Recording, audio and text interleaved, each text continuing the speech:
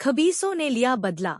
अब मैं अपने पीर बाबा के मजार में पहुंच गया और वहां पर सलाम अदा किया और बाबा से मिला, उनसे भी सलाम किया। तभी बाबा की नजर में गले में पड़ी और बाबा बोले, बेटा तेरी ताबीज कहाँ गई? तो मैंने बाबा को सब बताया। बाबा बोले, तुमने अच्छा किया है, आओ मेरे पास बैठो। मैं बाबा के पास कुछ देर बैठा, फिर मैंने घर जाने के लिए बाबा से इजाजत ली और पीर बाबा के पास अपना सर टेका और वहां से चल दिया। मुझे नहीं पता था कि रास्ते में उस खबीस के साथी मेरा इंतजार कर रहे हैं। मैं चला ही जा रहा था, मुझे ये भी नहीं पता था कि मेरे बाबा ने मेरे साथ अपने गुलाम जिन को मेरी हिफाजत के लिए भेजा है। तभी रास्ते में अजीबोगरीब आवाजें आने लगी। मैं बोला, ये कैसी आवाजें हैं? तभी जिन ने अपने इल्म की ताकत से उन आवाजों को मुझ तक दोबारा नहीं पहुंचने दिया और मैं अपने घर पहुंच गया और मैं अपने घर में सो गया। जब और रात हुई तो जिन अपनी इबादत के लिए मेरे पास से चला गया। तभी उन खबीसों ने मेरे शरीर को अपने वश में कर लिया और मेरे शरीर को अपने नाखूनों से खरोंचाने